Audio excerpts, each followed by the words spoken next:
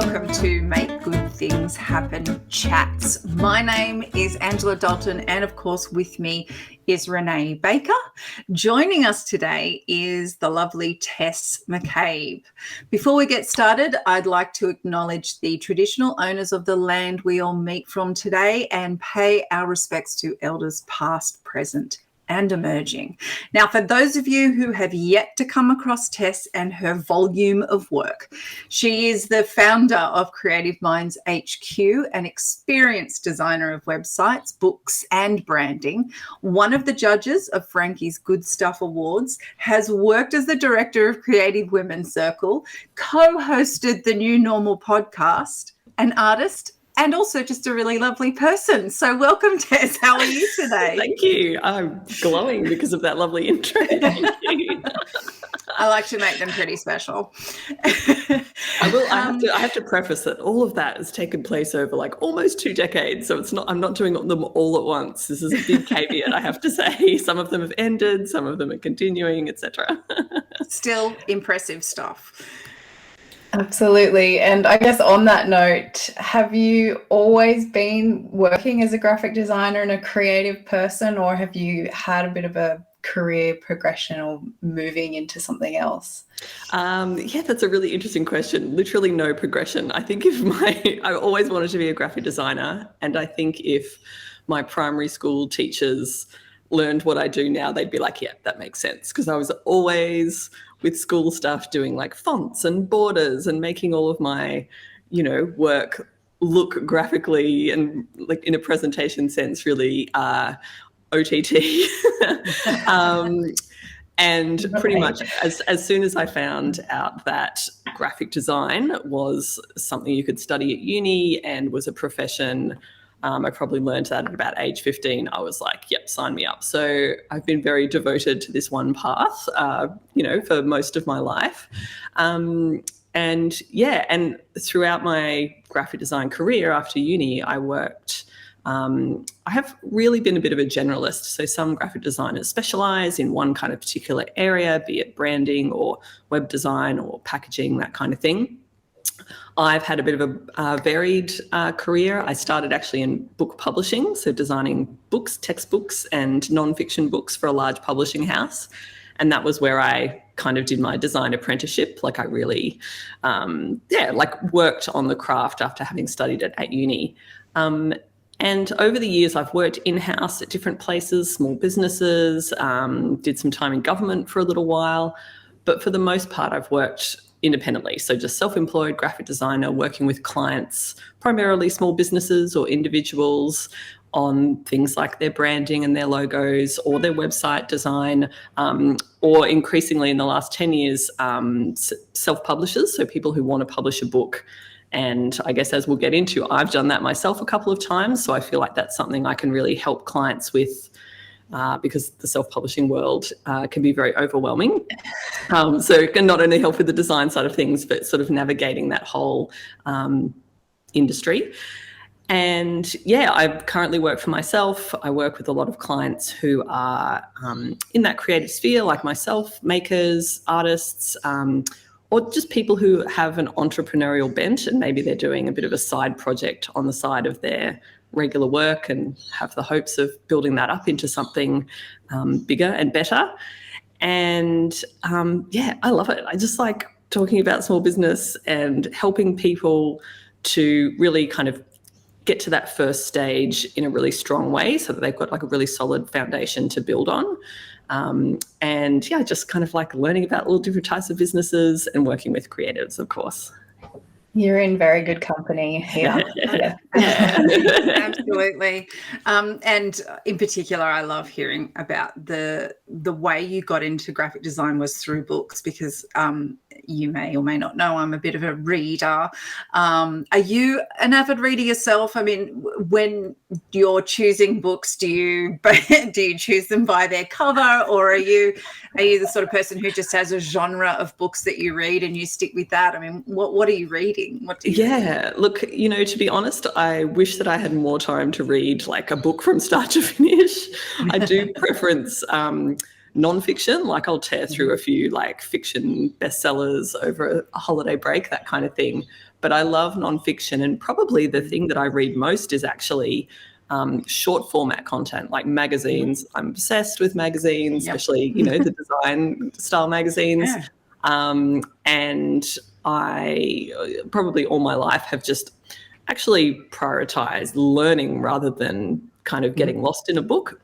So I will pick up books from the library, I'll pick up books at bookshops, borrow things from friends, just anything that sparks my imagination. And also find that, things like watching documentaries and watching films and TV shows, kind of it all adds to that kind of learning. Obviously, in the last 10 years, reading lots of stuff online. There's so many beautiful websites that are producing really high quality journalism in very kind of niche spaces. So, and newsletters, so I suppose what I read is determined firstly by the content, and then if it is using design in a way that elevates that content, then that's, pretty much always got my eyeballs as well. Yeah.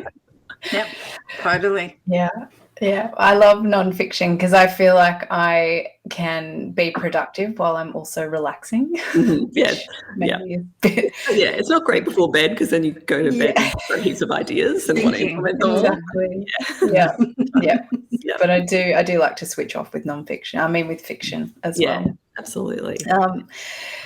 So, Tess, you live and work in Melbourne, in Victoria, Australia. How do you think that living in Melbourne has influenced you in terms of your own design aesthetic?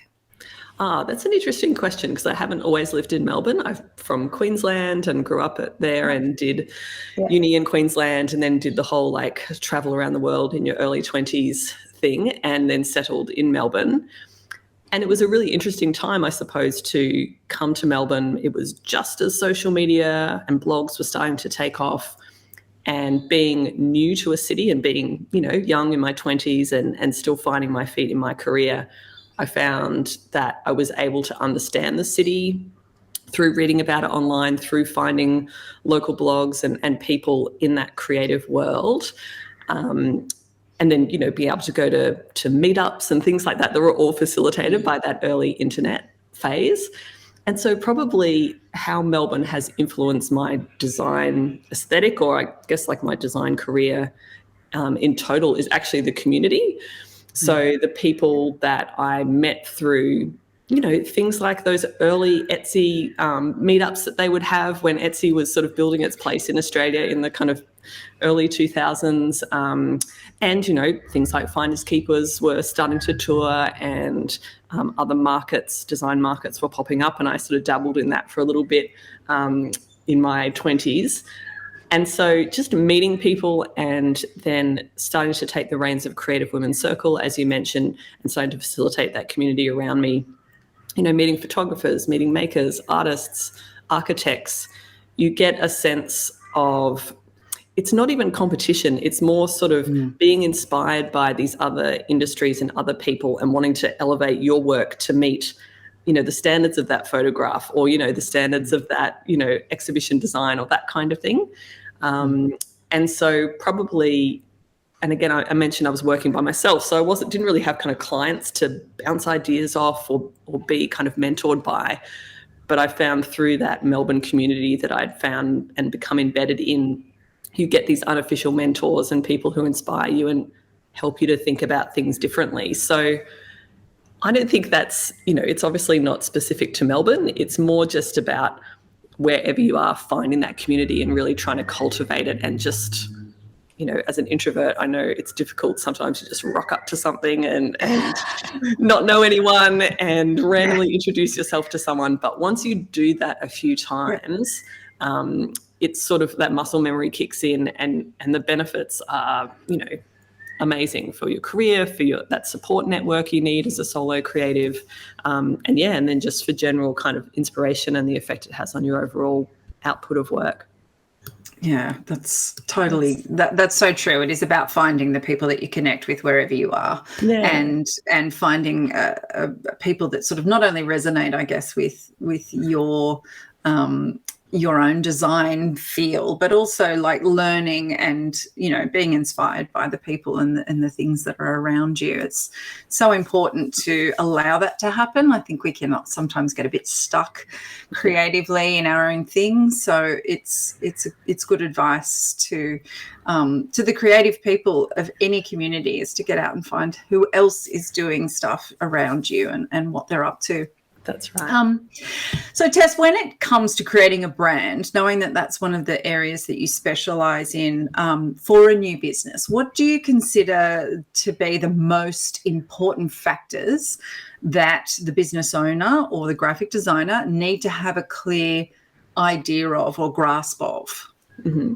Yeah, well, I think when you're making something, obviously it's coming from a very personal place, and so it's really great. This is what I like about working with individuals and people who are in that creative space, is that the things that they make come from a very authentic place. They're not just out to make a quick buck, but it's coming, that would be nice, but it's coming from a need or a want to kind of put your skills and your unique kind of talents into this product or service that you feel like has a market.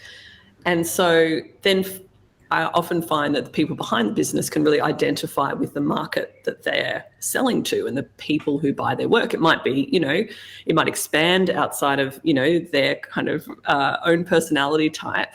Mm-hmm. But it really is important in the work that I do to understand, well, who is this speaking to and who are we communicating to? Because if it's off, even by a little bit, you know, your target customer won't find that immediate connection. And I think today, when we're really showing off so much of our business and our, you know, the business ideals and the products online, people are making a really quick snap judgment about who we are and whether or not that business is right for us, you know, alongside a competitor or one of your peers or someone who's, you know, in that same space. And so I think really understanding the target market and being able to clarify what it is and isn't, and who you're speaking to. And it's not just about the visuals, it's about, you know, the tone of voice and how you communicate what it is that you do.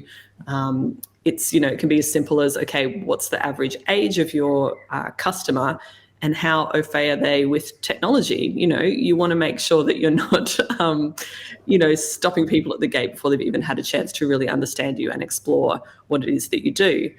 So I would say target market is a really big thing. And I guess from my perspective, I like to, I always try to, I guess, kind of, you know, interview my clients in a way to see how much they've really thought about it, but also to ensure that I understand who their target market is and I understand that the design concepts are going to speak to that. You know, most of the time it is, but if it's something that I haven't had a lot of experience with, sometimes I say, I just don't think I'm the right person for this because I don't feel like I can communicate to that target market exactly without, you know, a lot more research or that kind of thing. But yeah, I would say understanding your target market and their kind of personality is really important, which I know you guys talk about a lot with resources about kind of finding that and honing it and thinking about all those different types of touch points that will help your business be relatable to the person who's ultimately going to be buying your products or services. Absolutely. It's one of the things we talk about quite a lot, isn't it, Renee? Thank you. No, but it's that shortcut to communication, and you have to be able to speak the language of the audience that's hearing that information. And design is awesome because it can provide that shortcut for a lot of us without having to read a long piece of text. We can just look at something and know what it is. But like you say, without that match, it doesn't always work out as well. So thank you for such a good answer. And you do actually provide support to the creative community with helpful resources through your business Creative Minds.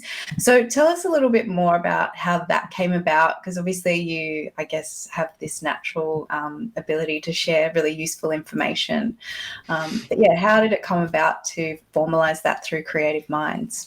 Yeah, well, so Creative Minds is kind of a side hustle to my design business. Of course, they're very related. I suppose how it happened, like the origin story is really with the first book that I put together, which was called Conversations with Creative Women. It was a collection of interviews with about over a dozen women in different creative industries across Australia, and it was connected to Creative Women's Circle and the types of events that we used to run, having guest speakers talk about their career evolution and all that kind of stuff that it takes when you're a solo person running a creative business, and putting that into a format that was then obviously available to anyone rather than just people in Melbourne.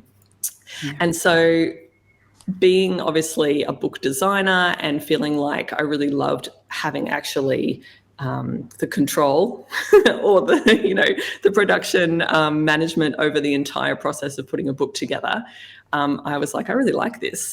I want to do more of this. So, and as I said before, like I love to kind of learn. I'm very curious and just like to ingest all sorts of information about all sorts of different topics all the time, because I feel like that informs a lot of the work that I do, particularly when I'm working with clients from a diverse range of industries. And I just like, if I find something really good, I just want other people to know about it. So after putting together a few books, and I started a newsletter, which is kind of an aggregate of interesting articles and podcasts and things that I've read really to kind of help me in my own business, but also, things I've come across in research for client businesses and that kind of stuff. I sort of pulled everything together under Creative Minds as a sort of a publishing house, and it's evolved over the years to, have obviously the newsletter and starting to experiment, I suppose, with a version of an online store that's not necessarily a bookstore, but also provides different downloadable resources. And now I'm kind of starting to gather other people who are kind of experts in their field, like you guys, and other people who, like me, they have their expertise in their niche, they've been at it for a while, and they see the same kind of issues or the same things crop up, the same questions crop up with clients over and over again. And they know that they can solve this problem really easily through maybe an online course or an online resource or a book, and basically pulling all of that into one place. So I guess how I see Creative Minds evolving now and over the next few years is it's like a bookstore, but for digital products as well. And it's a bookstore for creative business owners, really. That's the niche. That's, who I know, that's who I am, and the types of things that I want to fill the digital shelves of that online bookstore are, resources about finding your target customer, resources about, writing really effective copy when, you don't have the resources to employ a copywriter just yet, or you don't have the resources to take amazing photos yet. You want to be able to kind of take on that little bit of DIY yourself. Yeah, a bit of a one-stop shop when you're feeling like you're in a rut or you need to kind of upskill or level up a bit and you want somewhere to start, because it's hard as a creative business owner, and I know that. You know that. We all know that. That's so true, Tess. Actually, I just finished off the first draft of a digital resource for Creative Minds that I've been working on for a little while, and it's about search engine optimization. Obviously, as a website designer, that is a huge part of website design, making sure that any new website has a good foundation to be found on search. And I guess over the years, with my own website and then working on websites for clients, I have, learned a lot. That industry or that kind of area of the web changes constantly. And so it's always good to kind of be on top of things. But I found again and again that businesses who are maybe, individuals, they don't have a big web development team behind them. They feel quite overwhelmed by the concept of SEO. they think maybe it's too technical, or it's just something that's sort of a bit spammy. You know how you just get like lots of emails about SEO services and it just feels like a bit of a weird, icky thing, which it's not. It's just one of those, I guess I've come to understand it for my own business as kind of a mindset kind of thing. Like anything that you put online on your website, if you understand the basic tenets of SEO and how to please Google, even though it's not all about Google, but it's mostly about Google. It's, you know, you can kind of get into some really healthy habits for your own SEO, and some things for your website you can set and forget, and other things you sort of work on here and there. And if you've got a product-based business, for example, it's something you sort of have to think about with each new product that you upload. So what I've been working on is trying to distill, I guess, the basics of what you need to think about with different parts of your website into a guide that, you know, self-employed people like myself won't get overwhelmed by. And if you've got a small online shop, or not even if you're starting out, but if you've had your shop for a while and you're like, okay, I really need to level up here, it's probably, like a soft, easy entry into understanding SEO from someone who, is learning and is doing it. And it's all of the principles that I add into my own client websites. But if you're not quite ready to do like a full website redesign yet, you can kind of go through these steps and, really get to understand and make it seem a lot less scary. So a bit of a self-audit almost, of just checking that you're doing those key little bits and pieces as you go. Yeah, and a checklist, because, you know, I love checklists. Perfect. I love to-do lists, something that you can just, you know, okay, I can do this and this and this myself. It's not that hard. And maybe you outsource a few things, or maybe you plan to do a few things in the future. But, it's trying to, I suppose, a couple of the resources that I've done with Creative Minds, like Owning It, which was the intellectual property book that I did with the IP lawyer Sharon Gavoni a few years ago, and Graphic Design Speak, which is the book I did about sort of general graphic design concepts. It's all just about demystifying it and making it so, you know, the knowledge is a bit more democratized and we can all feel a bit more empowered with what we're doing, rather than just sticking our heads in the sand.